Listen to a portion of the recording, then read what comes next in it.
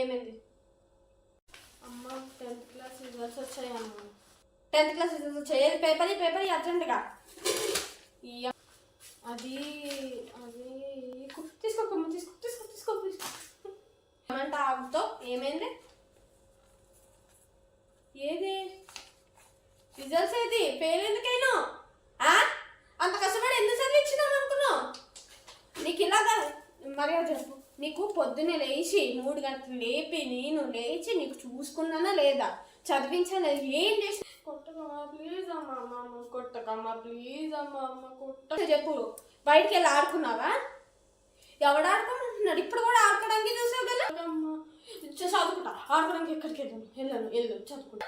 Results రాకపోతే ఇంకెలాగే చేసేదండి. భయం లేకుండా పోతుంది. నీకు ఇది కాదు, ఇంట్లో పనే కట్టు. 10th అయిపోయింది కదా, బుద్ధిగా కూర్చొని ఇంట్లో పని చెయ్యి. పెళ్లి సంబంధం చేసుకో. అయిపోయిందమ్మా. నీకు ఇంకా చదివించే ఓపిక మాకు లేదు. కష్టపడి చదివించడం చాలు. వెళ్ళు, ఇంకా వెళ్ళిపోయి గంటలు దబ్బో. ఇగో ఇల్లు తీడు, ఇగో చీపుడు, ఇదిగో. అర్థమైందా? వెళ్ళే.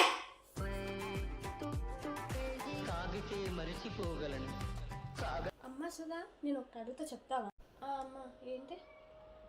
ఐ డోంట్ నో మీనింగ్ తెలుగులో ఏంటి? ఐ డోంట్ నో మీనింగ్ నాకేం తెలీదు.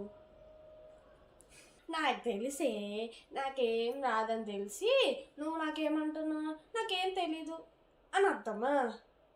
బాగున్నావాను ఆర్డర్ పెట్టి ఎన్ని పెట్టి ఓలమ్మ ఓళ్ళాయన ఎంత కష్టపడి డబ్బులు పెట్టాను.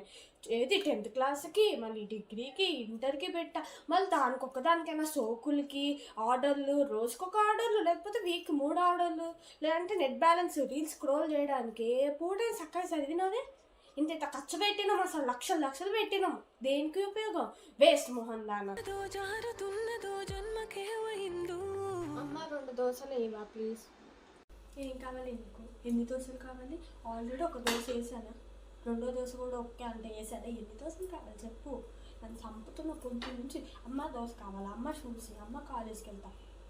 ఏంది నువ్వు? నీకేం లేదా? ఏం రాదా? వేస్ట్ నువ్వు, వేస్ట్ దాన్ని నువ్వు.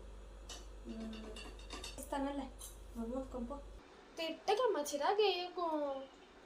సర్లే వెయిట్ చేస్తా. అయ్యో పాపు, ఏడు పాపు. 2 దోశలు ఏమంటే వేసినావు కదా, ఎందుకు మళ్ళీ ఏడుస్తున్నావు? ఎవడేడమన్నా నీకు? ఇందాక దోశలు కావాలంటే వేసినా, మళ్ళీ ఇంకేంటి? ఇంకొక దోశ కావాలి. పాపా వేస్ట్ మొహం ఉన్నాము.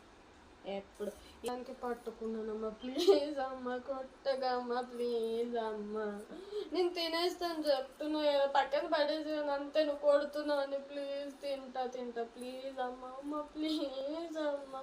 వదిలి కింద పడే నేను వెళ్ళిపోతాను ప్లీజ్. ఏడు పాపి తిను, లేకపోతే తిన్నాం మాని, లేకపోతే చీపురు ఇరుక్కొడతా. అర్థమైందా?